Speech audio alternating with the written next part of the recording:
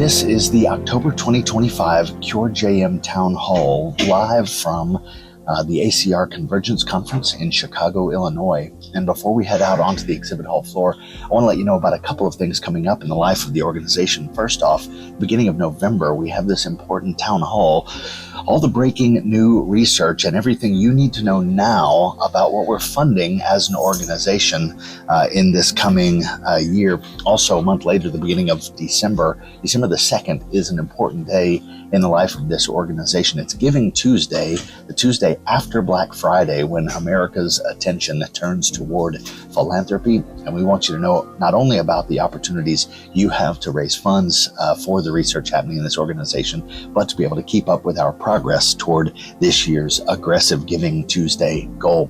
A couple of other things briefly I want you to know about. There are some key clinical trials that are underway, and you can see the website here that you need to connect to. We'll be talking about some of these clinical trials in the next hours-long town hall. Also, some other research studies that are currently in process, and you can find at this link access to that information about how you can participate in some of those other research projects. And as always, every month we have important connect groups for your family to connect with other families like yours walking this journey, and you can find more information about those connect groups at this address. One quick bit of thank you for our corporate sponsors who make these town halls and so much of the work of Cure JM possible. And now, live from the ACR Convergence Conference in Chicago, Illinois.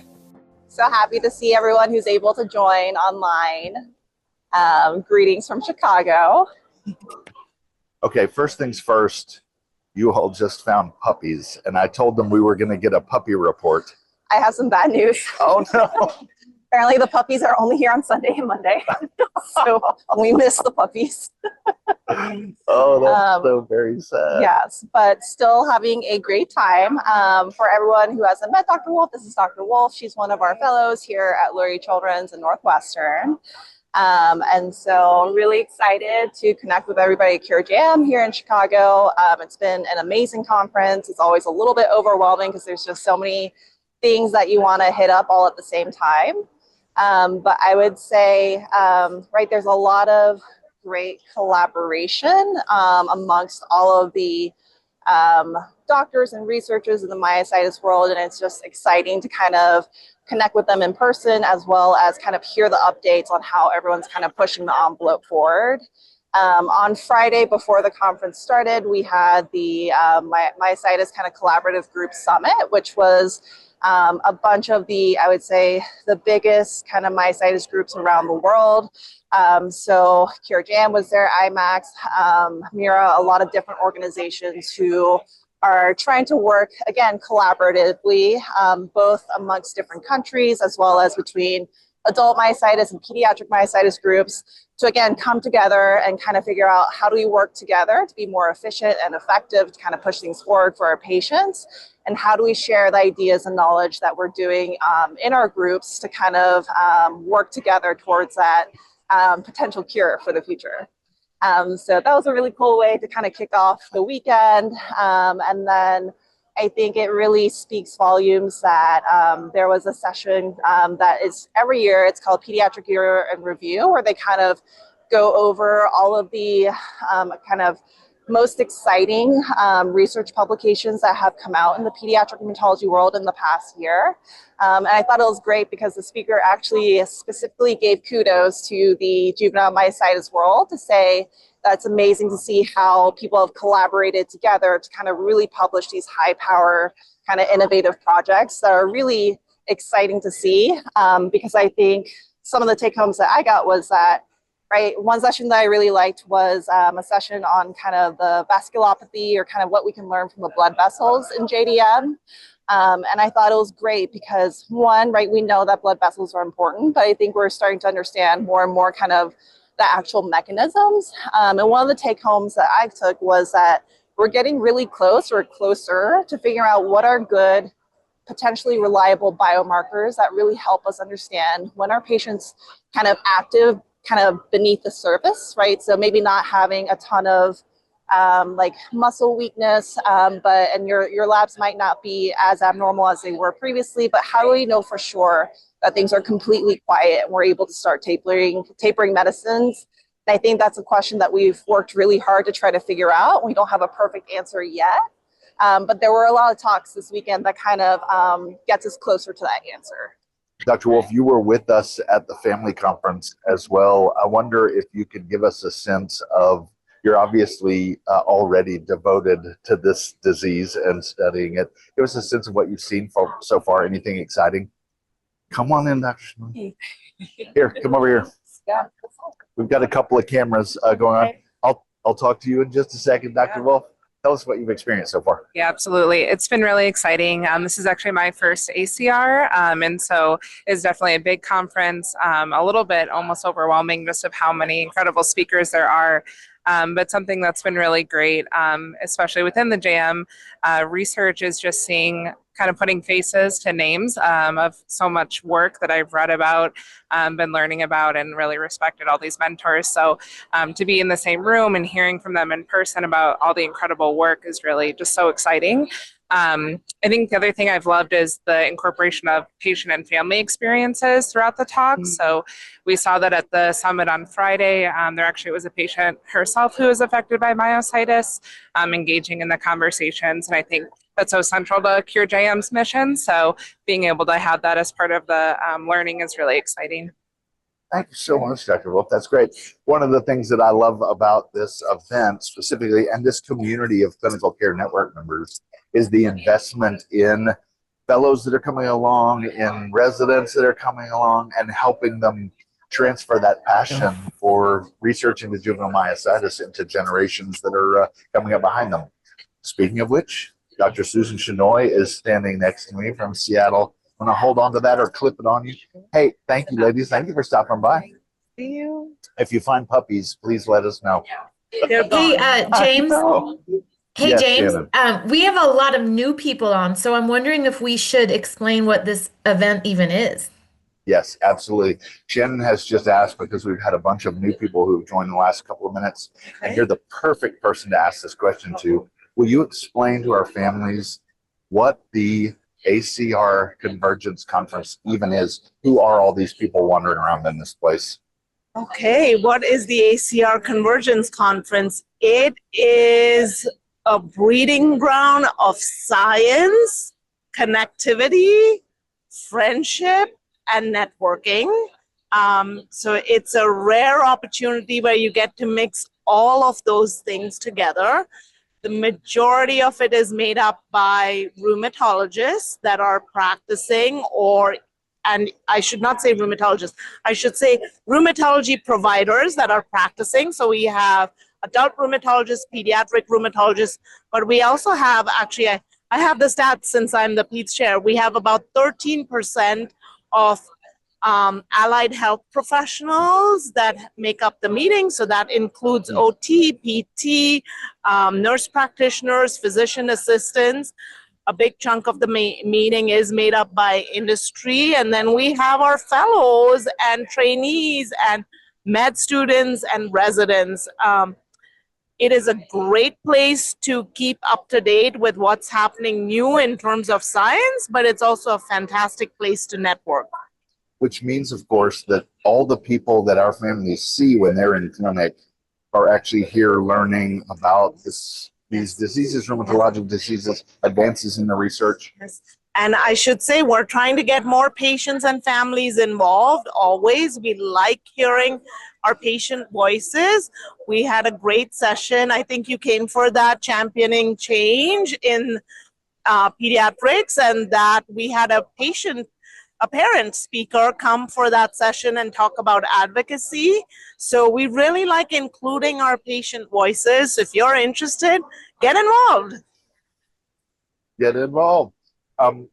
Dr. Shenoi hosted a game this morning, a Kahoot, all about juvenile myositis and vasculitis as well. So those of you that have children will know Kahoot is an interactive game that a lot of the schools actually use because it's a very effective teaching method. Dr. Shenoi, honestly, we are so grateful for your participation with our families, so consistently investing way above and beyond what would be expected into our families and into our kids. We're so grateful. And into generation after generation, I meet people everywhere I go who have been trained by you and are now serving elsewhere in the country. It's what we like to do. We're here for our patients and families, so I don't forget that. I love it. Well, thank you very much. Thank you. Thank you for having me. Yeah. And here's a this. Yes, I'll try not to break it. And a this. Oh, thank you. I'm curious to hear how that happens, by the way. We'll save that story for later. Love it. All right, everybody. Let me remind you what we're doing for those of you who have just joined us online here. We're live at the American College of Rheumatology Convergence Conference in Chicago, Illinois. This is rheumatologists from all around the world, in spite of the fact that it's called the ACR, American College of Rheumatology. I have met doctors, clinicians from all over the world at this point. A huge contingency of Argentinian doctors for some reason. Had a remarkable conversation with a young lady from Nigeria yesterday, for example. She said, there aren't pediatric rheumatologists in our country. We're just rheumatologists dealing with who we can. She had a case of a 9-year-old kid diagnosed with juvenile myositis, and she brought it up to me to ask if I could help her with the abstract. She was trying to present the details about this case, and I said, no, I certainly cannot. But man, do I have the network of clinicians for you. And we've connected her now with one of our network members who is helping her process through how she might treat this 9-year-old boy who has showed up in her clinic, which is such a remarkable gift that you as families are giving to have trained and invested in our doctors who are now able to train and invest in the whole world, which is a remarkable gift. We're so grateful for that.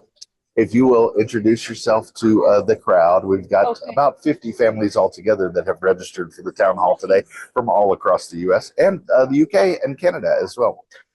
If you'll introduce yourself to the crew, the questions that are coming up, everybody, and I would say this extends outside of this booth to the hall in general, everybody's excited about CAR-T, and there have been a bunch of sessions about CAR-T. So everybody's buzzing to see. I'd love to hear from you.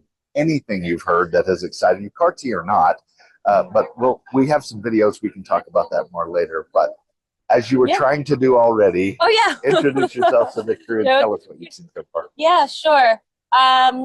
Great. So, hi, I'm Lauren Covert. I'm a pediatric rheumatologist and a physician scientist that studies juvenile dermatomyositis at Duke University. Hi, Ryan. And yes, there has been a lot of buzz about CAR-T. To answer your question, just about like anything I've heard or what my takeaways are.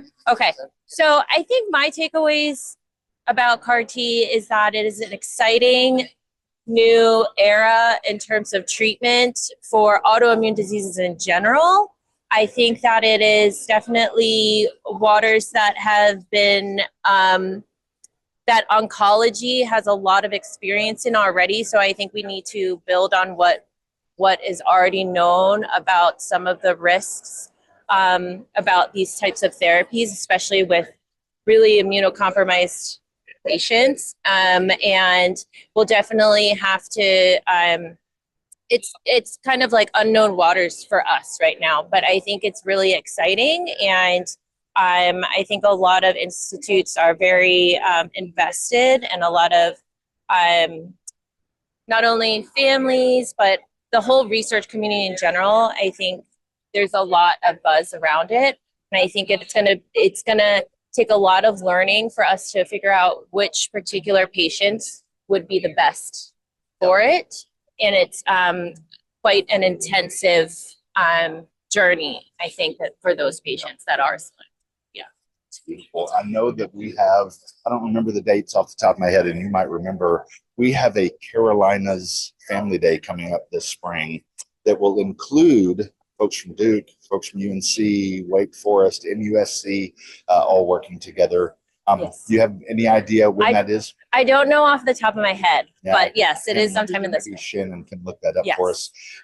But I want to ask, you've hosted one of those at Duke before. Yeah. Can you give people from that region a preview of what a family day is going to be like hosted at Duke this spring? Yeah, so the family days are really fun. It's a way for all families and patients to kind of come and meet together, meet each other, and really interact. And we have a lot of, it's a very family-friendly event, so we have a lot of activities for kids. And then meanwhile, and for young adults, adolescents, and parents, we have different sessions that are related to things that might be of interest to them, particularly lifestyle, physical therapy, new research. So we have different sessions and Q&A on how to direct our research as well. So it's very interactive. Yeah. Yeah, very cool. Yeah. Okay, Dr. Covert, thank you so much. I'm going to pass the microphone off to Brian Feldman behind you. And Dr. Tory, you want to come in too? Wander into the booth, for crying out loud. Brian Feldman and Heather Tory are both hanging out here next to us. I'm going to ask Brian to pull out his guitar and play us a song here in just a second. He let me know this was new for me, and families, those of you who know Dr. Feldman well, we now are going to need to demand performances regularly. That the man travels with a guitar or a banjo almost everywhere he goes. So I'm looking forward to my first Brian Feldman performance. That's coming soon. Okay, here's what I would love to hear from both of you. Tell me anything that you've heard that has you excited, inspired, anything that you've taught, even sessions that you've led, anything you've got? For me, James, the really exciting part of this meeting was actually the pre-meeting that you guys sponsored with Cure JM, where we heard results from a whole bunch of new clinical trials bringing new medications into the field of myositis. Most of those have been studied for adults now, but I anticipate we'll have studies that prove their effectiveness and their use in children in the near future. And we'll have a whole bunch of new, really effective, really safe treatments for kids with myositis. What have you heard? I was actually just inspired, and something that I'm going to bring back to our institution when we come back actually was a poster that I just walked by from the group at the University of Alabama, Birmingham, who is recognizing that even when we're teaching medical students and teaching residents about pediatric rheumatology and some of the rarer diseases within pediatric rheumatology, like JDM, that the 2 to 4 week rotations that they're on with us are really not enough to maybe even see a patient with something like juvenile dermatomyositis. So they have created, using high fidelity, meaning like simulation mannequins, so mannequins that can show rashes and can actually be weak or speak and say things. They created a module, and dermatomyositis was one of them, to teach residents and med students through simulation how to diagnose and or have a high index of suspicion for something like that. Wow. And their point is really to teach people who are not going to go into rheumatology, but are going to go into general pediatrics maybe, to be able to recognize, to get earlier referrals. So it was very cool, and it's, if you have a simulation center, something that it's easily transferable. So. Is that at Birmingham or Birmingham? University of Alabama, Birmingham. Okay. Yeah, and Dr. John Bridges was the author on the poster. So that inspired me. I'm going to take that and implement that. Okay. What I was just asking Dr. Feldman is the training of new pediatric rheumatologists. Is there new energy? Do we have new folks choosing this field? And if not, what can we do to inspire some of these fellows, some of these residents, or even med students to choose this path that Dr. Tory chose, that you chose to move toward pediatric rheumatology? In fact, James, the growth in pediatric rheumatology has been enormous since I first came into the field. Throughout the world, in Canada, the United States, we have so many more people doing this. There were so many states that didn't have a pediatric rheumatologist when I started, and now I think you probably almost every state has someone, right? Almost. Yeah. Some in New England, not. Yes. So So it's, it's dramatic. In Canada, we have so many more rheumatologists, and we get really exciting and excited young people coming to train with us every year. And not just in rheumatology, but we have people specifically training to learn about myositis all over the world. I've got 2 people with me right now, one from Israel, one from Italy, that are going to go back home and with all kinds of myositis experience to bring that back to their communities. Hamada and Greta, is that right?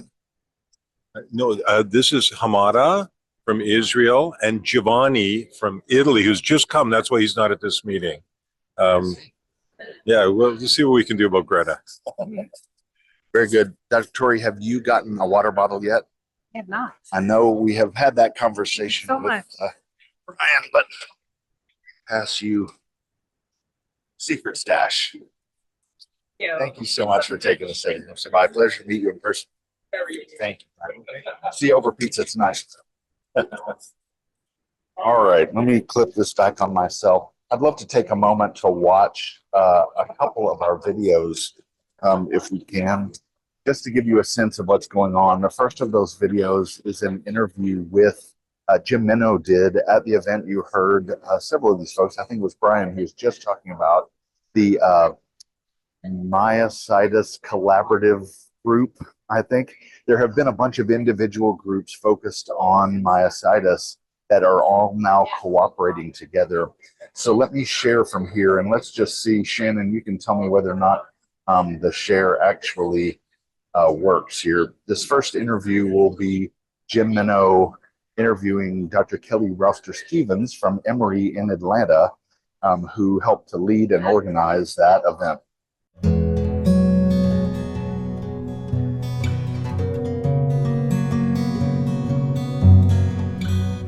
Hi, Jim Minow. I'm here at the American College of Rheumatology annual conference speaking with Dr. Kelly Rouster-Stevens at Emory Children's Hospital in Atlanta. Dr. Stevens, glad to have you with us. Thanks for chatting with me, Jim. We've just been here really spending the day with the Myositis Consortium, Yes. which is a relatively new organization that grew out of an organization started many years ago by Dr. Lisa Ryder and others. Yes. Tell us about this event. Yeah, so we had 6 myositis groups here today, international groups, not just from here in the United States, but from around the world. And we had clinicians, researchers, parents, people just all really getting together to, at the end of the day, help our patients and share ideas. And we already, as the meeting was ending, me and one of the other committee members thinking of ideas for next year. And okay, what can we do to keep the discussions going and keep the momentum going? That's right. So my question to you is, I understand that you are soon to be a clinical trial site for CAR T therapy, working with many of your cell therapists at Emory. Yes. Tell us a little bit about how you think that will go and when you think you might be enrolling your first patient. Yes, we have been really busy doing all the behind the scenes prep work. You know, it takes actually months to get a clinical trial up and running, in particular a trial like CAR T that involves more really technology. And so this has been an important collaboration between me and Dr. Chandra Kassan. He is our oncology doctor, but he specializes in cell therapy. So he has a lot of experience in doing CAR T in kids with cancer. And so he and I are joining forces, and his team and our team. And I have to say thank you to CureJM for helping fund our pediatric rheumatology research coordinator, Lurie Ponder. And we have our site visit coming up in a few weeks with Cabaletta. Once we have that site visit, then it's probably just going to be another couple weeks before we're active and enrolling patients. My hope is to, over the next year, I can think of a couple patients that I think would qualify, but would kids in the Southeast could potentially come to our center. That's great, and thank you for your acknowledgement of CureJM support, but frankly, that support would not be possible if it weren't for our families and all of the funding that they have provided over the years to help us establish the clinical care network and to train many pediatric rheumatologists like you. You actually trained with one of the foremost experts in the world. Yes. Tell us a little bit about that. I did my fellowship. I won't say how long ago. It's been a little while. Wasn't that long ago. We know that. It was 20 years ago. I trained with Dr. Lauren Pachman at Children's Memorial Hospital, now Lurie Children's Hospital, Northwestern. And she really was the one who inspired me to take care of these kids. Yep. And for those of you among our families who know Dr. Pachman, you'll know that Dr. Pachman and Lurie Children's was our very first center of excellence at CureJM. Now we've spread out to really have about 40 children's hospitals in our clinical care network, and we're just really delighted to have experts like you taking care of children in the Southeast. Happy to help. Thank you for being with us. Thank you. Hi, I'm Jim Minow with the CureJM Foundation. I'm here at the American College of Rheumatology annual conference with Dr. David Chang, the Chief Medical Officer of Cabaletta Bio. Cabaletta is a partner with CureJM and other organizations in running what we think is one of the most important clinical trials for a therapy called CAR T therapy, which has enrolled its first juvenile myositis patient here in the United States just recently. Let me ask Dr. Chang a question if I could. Absolutely. How are you finding the trials are going? And when do you think we'll start seeing some results that we can share with our families? Right, so the studies are going very well. So we have multiple studies, not only in myositis, but other autoimmune diseases. But currently with our myositis studies, we are focused initially on the adult patients, but as you had mentioned, we have enrolled our first patient and dosed our first patient with juvenile myositis, and we anticipate that there will be a second patient shortly as well. So they are progressing very well. We've dosed multiple patients. We are presenting here at American College of Rheumatology this week on the results of some of those patients who have been treated, adult patients, and there will be a mention of the first patient with juvenile myositis who has been treated safely. Terrific.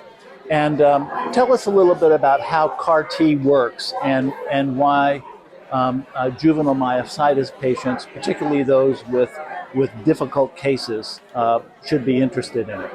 You're right. So it's a very innovative technology. So it isn't a pill, isn't just a shot. What it is, it's a therapy that is designed from the patient's own cells. So the cells are taken from the patient's own body, and through genetic engineering, we actually modify their patient's own cells so that those T cells can be reinfused back into the body, and the patient's own T cells are now supercharged so that they will fight the disease.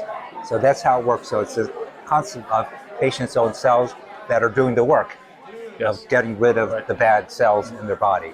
So that's what makes it innovative, because it's patient's own cells. It's a cell therapy. It's also a gene therapy. So all rolled into one innovative technology. The second question you asked was about why is this potentially an opportunity for juvenile patients? And the reason is because there are some very good therapies out there. We heard that there's results of a study that just was reported to be positive, which is very exciting news. But CAR T therapy is an opportunity for kids in which they are either refractory to multiple therapies, or secondly, they don't want to be on long-term therapy. Because the concept here is that it is potentially one and done therapy. So if they get that one infusion, they could be for years or longer, if things work out really well, could be without disease or with minimal disease off of therapy. So I think that's what makes it unique, is that it could be a one and done therapy, so they don't have to be on long-term chronic immunosuppressive medications. And one last question.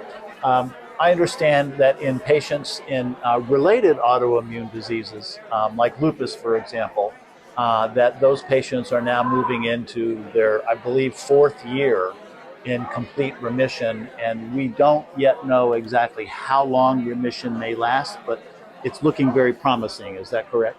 Right. So the first patient who was ever dosed with a CAR T therapy was a young woman who had lupus in Germany. And that patient, I believe, is now 4.5 years out and still in drug-free remission, meaning off of all therapy with one-time therapy. So that's your first best story, but we hope that there will be additional patients who will follow, who are now up to 2-3 years, who have lupus, myositis, and scleroderma. These are not our patients, but we have now, our first patient is beyond 1 year as well. So we have patients that are getting there, but not quite yet 4.5 years. But that is the key question, is that if it works really well, that's wonderful. But if it works for a long time and there's durability, that's even better. So I think we're looking for good efficacy, safety, durability. Well, congratulations on your initial success. Thank you. We're so honored to be partnering with you. We're glad to be part of this. Right. Thank you. Thanks. All right. This one, I wanted you to have an opportunity to hear from Dr. Samantha Coss. Dr. Coss is a fellow at Nationwide Children's Hospital in Columbus, Ohio. I had a chance to talk with Dr. Coss last night at the CARA reception. CARA is the Childhood Arthritis and Rheumatology Research Alliance. Wow, I can't believe I got that right. She had a fascinating take on this and is so good at explaining kind of why this is exciting for her as a therapist, as a clinician. So let's see if I can successfully reshare here, and then we'll stop and maybe do some questions together. I'm Samantha. I'm a 3rd-year fellow at Nationwide Children's Hospital. And I kind of fell into JM research, honestly. I am an immunologist by training and trade and passion. And I really like to understand how the immune system is contributing to disease. And this is one disease where we don't know that very well. And so I'd like to help solve that mystery. But I think also by solving that mystery, we can try and develop treatments that are really targeted towards fixing what is wrong in the disease. So in terms of my research, I'm really lucky to have a mentor at a partner institution in Ohio, Dr. Wael Jarjour. He's an adult rheumatologist who's very much interested in myositis. And our lab, as well as others, have used animal models, so specifically looking at myositis that we can generate in mice to try and better understand what's going on exactly that's causing the myositis, but then also really importantly, what we can do to treat that and make it better. And so our poster is looking at kind of the cells that are involved in myositis when it develops, but then also ways that we can leverage those cells to get better. So you may or may not have heard of regulatory T cells, but these are like, in autoimmune disease, these are good T cells that kind of like tell everybody to just chill out. And we actually saw that if we boosted those T-regs, as we call them, our mice did a lot better, and their myositis, it cooled out the same way that those cells did. CAR Ts are like the magic drug and treatment and science that's going on right now.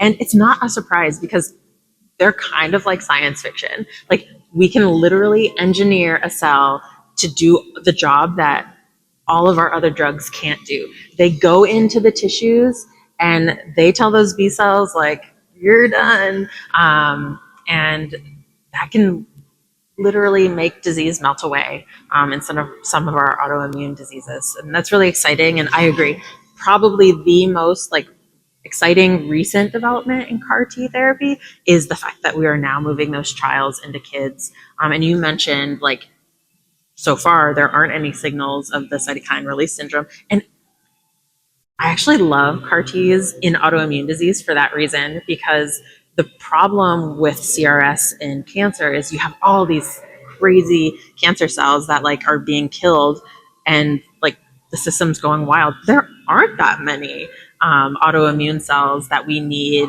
the T cells to attack in autoimmune disease, but like the T cells are so good at finding them, it's still able to have an effect on the disease outcome. So I think actually maybe CAR Ts are even better for autoimmune disease than they are for cancer.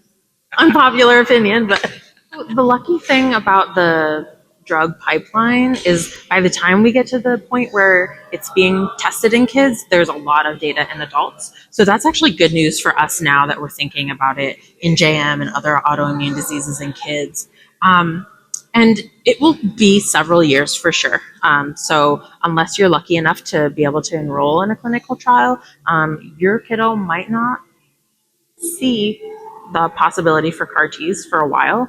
But I don't mean that in a negative way. I actually think that there are so many other drugs in the pipeline right now that like maybe we'll get your kiddo to a point where they don't need CAR Ts. And we were talking about sort of the interferon-directed therapies with anifrolumab, the JAK inhibitors. That's in particular the JAK inhibitors. Like take a medicine by mouth, no pokes. That's truly amazing. And again, that's work that we're borrowing from adults. But I think more and more we're seeing not only case reports, but we're actually working on getting controlled trials in kiddos. So while I think CAR Ts will be really important, especially in really severe cases, my hope is that like maybe we can even avoid some kids needing that with some of our other drugs. I think the thing that I cannot leave here without saying is just how impressed I am with the JM community. Like you mentioned how engaged families are at the conferences, and I see that in my patients. Like out of all the disease states, for whatever reason, families of kiddos with JM, they put their heart and soul into understanding the disease, understanding the treatments, making sure that their kiddos are like getting what they need. And like that's inspiring for me. And it's also the motivation that I need to say like, I'm failing you a little bit right now. I'm still having to give you steroids. I don't want you to be on steroids. Let's figure out a way that we can get you off of them. So I guess my point is that I am really grateful for this community, and it's one of the big reasons that I have continued in JM research, besides just scientific curiosity. Love getting to hear from these doctors, especially young investigators like that who have decided to invest their career in helping kids like ours who are facing such a rare disease. I hear, descriptions of juvenile arthritis, which is looks like a massive disease to me, but is still considered rare with only a few 100,000 patients here in the United States. So think about a couple of 100,000 patients being considered a rare disease means that in our case with juvenile dermatomyositis, we're talking about an ultra rare disease, and that there are so many of these young fellows and researchers especially who are dedicating time and attention toward this disease just keeps me inspired. Okay. Dr. Dhanrajani is a new member of our clinical care network that we have just met now. Hi.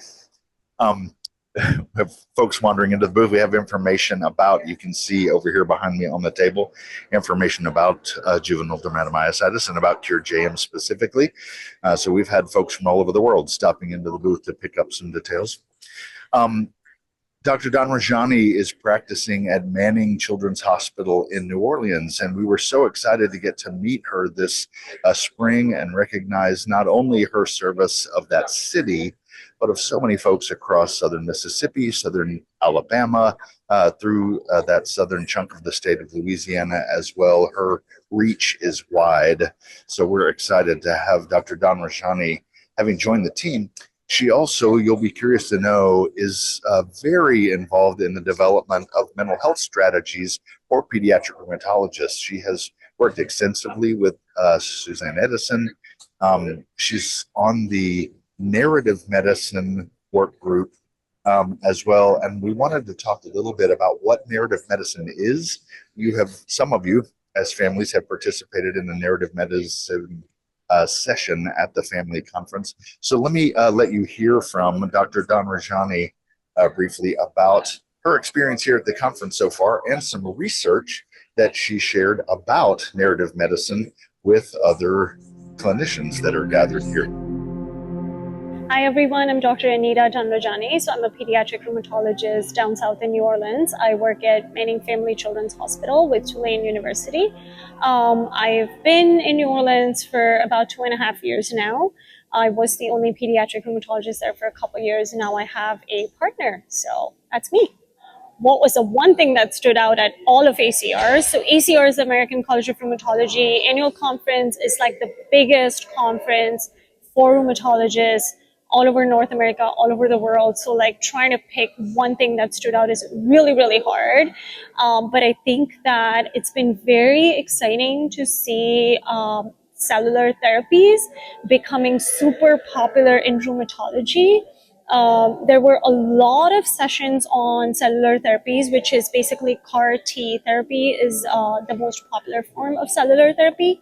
So the hope is that these therapies are going to bring a cure to our diseases, and not just, put you in remission or, take your symptoms away. So I think these are very exciting times in pediatric rheumatology that we're actually talking about a cure, not hypothetically, but in real terms, we're talking about a cure. There are a lot of centers that are doing CAR T therapy, and it's very, very early on to know how effective it is, but it's promising. So I cannot pinpoint one session, but all the sessions that I've heard about CAR T therapy have been extremely inspiring overall. So typically in pediatric rheumatology, there's a lag between getting FDA approval for adult indications to getting FDA approval for pediatric indications, and for a very valid reason, because we want to prove that it is safe in adults before we try it in our children. So there's usually a 5 to 10 year time lag between peds and adult studies, but I know that there are centers that are using it outside of clinical trials in pediatrics, so I feel like it's not that far away really.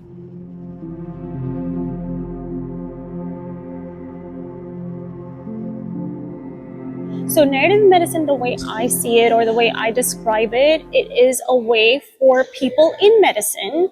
And so people in medicine could mean on the receiving end, so patients, caregivers, but also people in medicine that are working for patients and caregivers. So any healthcare professional, a pediatric rheumatologist, a pediatrician, an advanced practice provider, research coordinators, anybody that works with patients. So narrative medicine is a way for all of us in medicine to express our experiences with that process of medicine in a very safe, open, accepting environment. That's kind of my oversimplified way of explaining narrative medicine. Narrative medicine has proven benefits in patients with chronic diseases in a way that it can be very beneficial to the patients and caregivers of mental health to be able to express what their journey with the disease has been like. But even beyond that, the audience for this experience, so imagine other patients, other caregivers listening to you narrate your experiences having juvenile myositis or having a child with juvenile myositis. The effect that it has on them is also, it's well proven in research that it's very effective. So that's kind of my short way of explaining narrative medicine.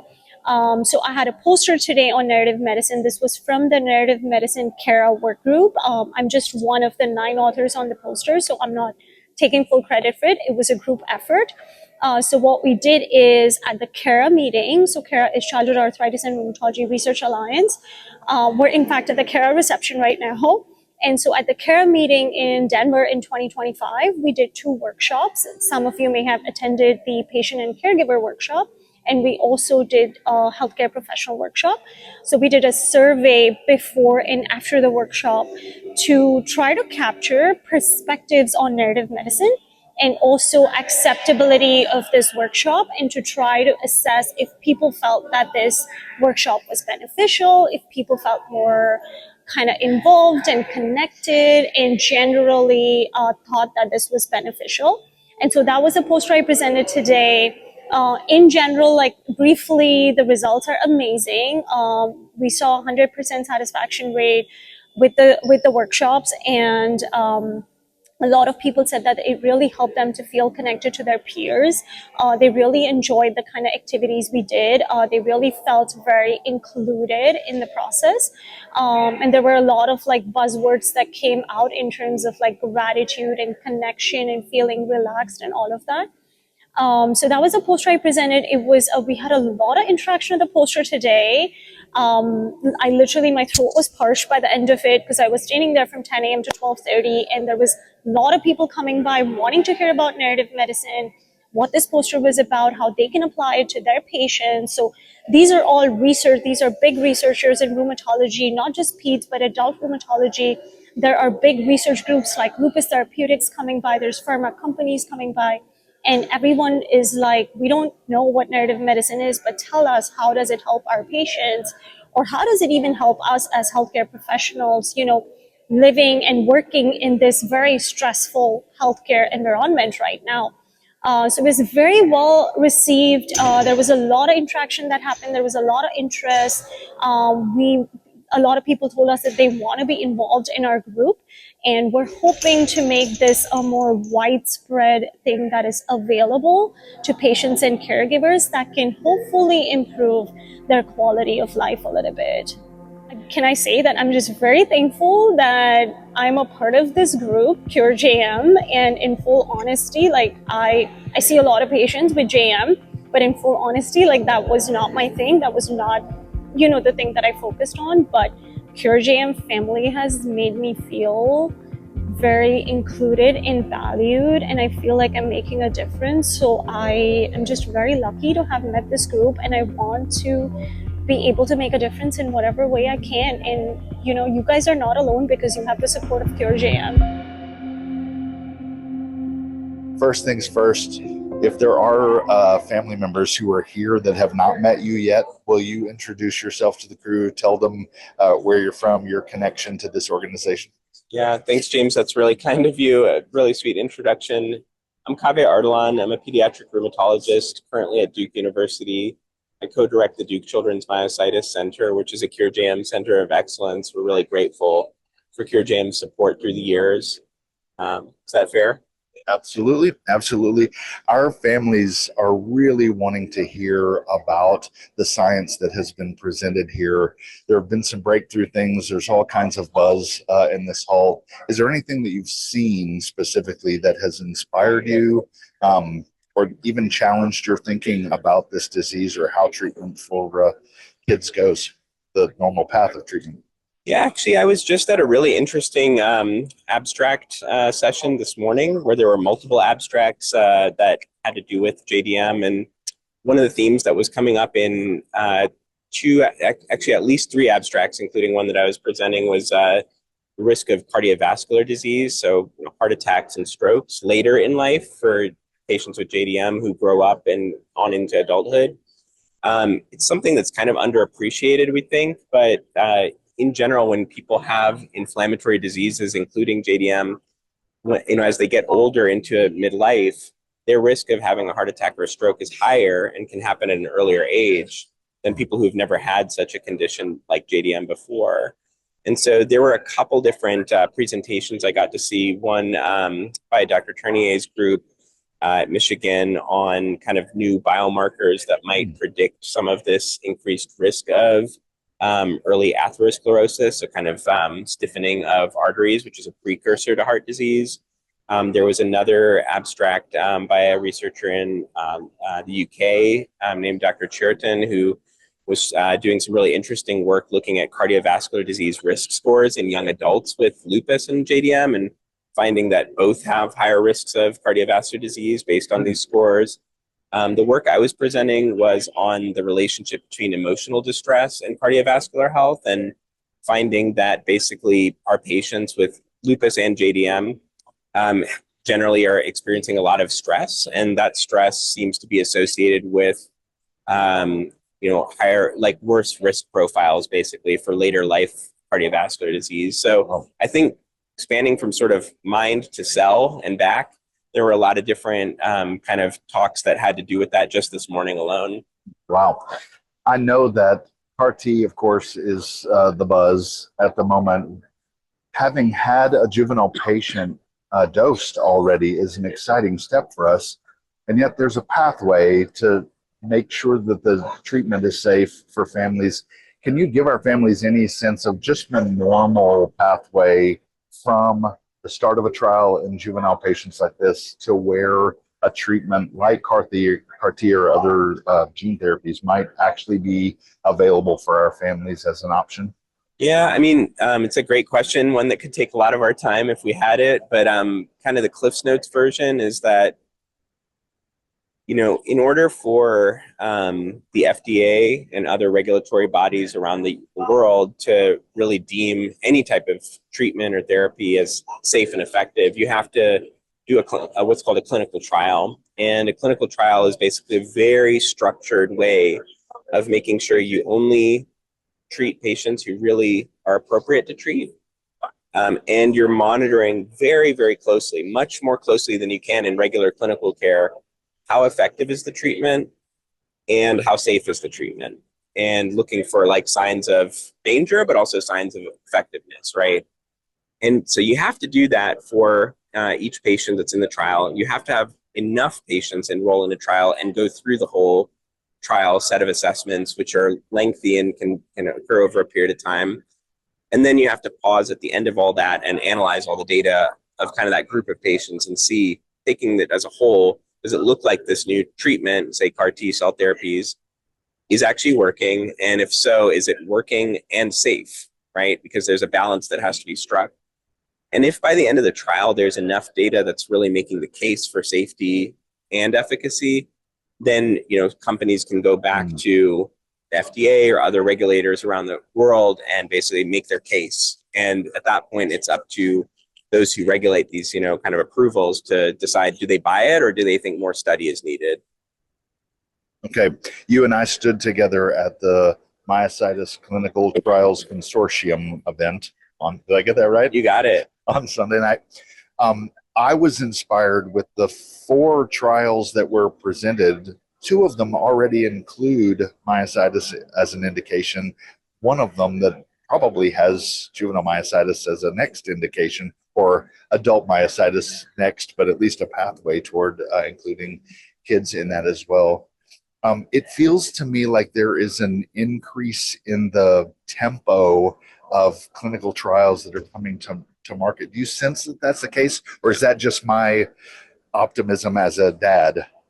It's totally true, and the optimism is warranted and real, and it's awesome. 10 years ago, like, it was really hard to find active trials that were going to enroll juvenile myositis patients.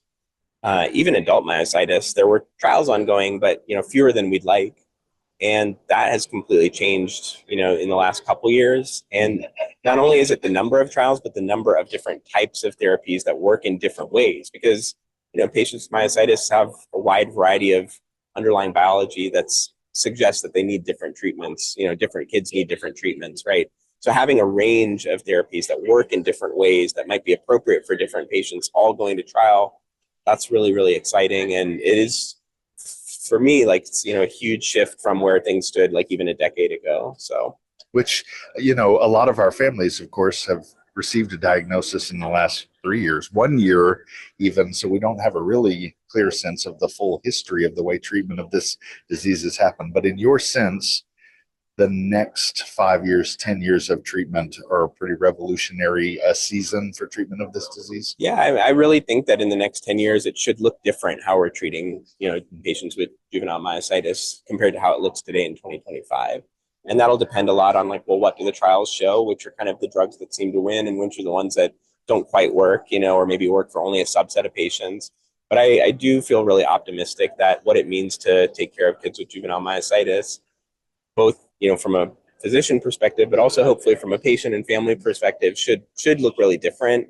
So that's really a big motivation for, I think, all of us who are in this space right now, is that's really changing. I'll also just say, though, it can't happen soon enough. And I just want to say that out loud, because we may feel like there's momentum building, and there is, but I also want to recognize that for patients and families, it can never feel fast enough. And that's also motivation for us to try and keep the ball moving faster and faster. We're so grateful for that, too. Your urgency is a deep encouragement to us.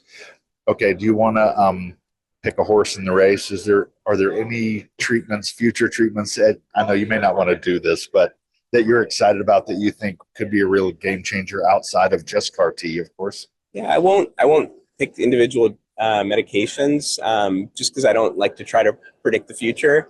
Not very good at it. We're really excited about cellular therapies such as CAR T cell therapies, and that space is really rapidly evolving. So I think what even is available in terms of CAR T cells now, there's going to be many other products available, some of which will make more sense for some patients, others will make more sense for other patients.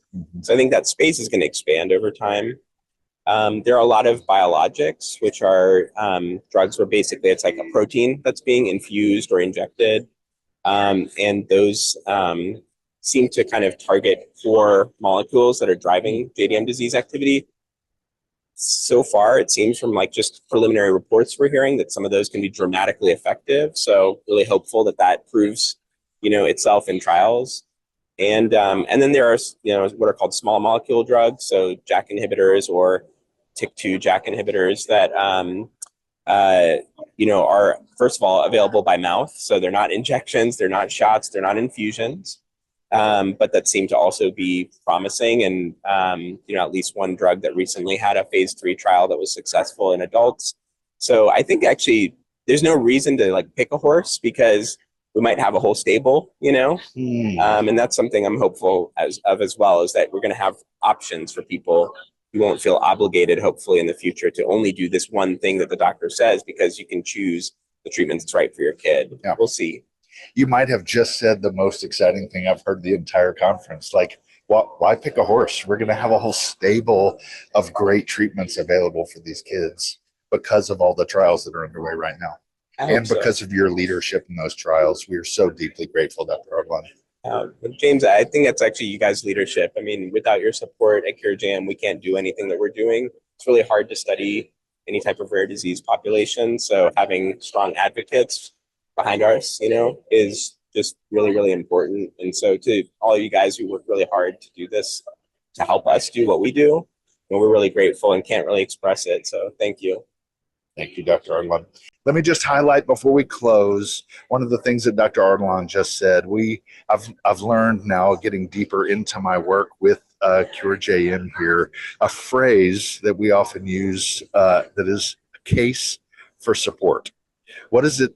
What's the good reason for people to get involved in the work of CureJM? And my gosh, if Dr. Ardalan did not just write out in bold with underline and exclamation points on the end, the reason that our investment, the reason that our work in enrolling the help of others in supporting this research is vital. I can't imagine a better case for support than what we just heard from Dr. Ardalan. There's so much potential, so many things that we have an opportunity as an organization to support and encourage, from fellows early in their process who are choosing to study this disease, all the way up to clinical leaders like Dr. Feldman, like Dr. Shenoi, like Dr. Ardalan, who are leading the way with urgency toward better treatments and a cure for our kids. Okay, I'm going to shut down from here at the Convergence conference, and I'll allow, as we often do with town halls, I'll allow you the opportunity to stay together in the session to talk and get to know one another if you would like to. But I'll shut down for now from here at the ACR Convergence Conference in Chicago, Illinois.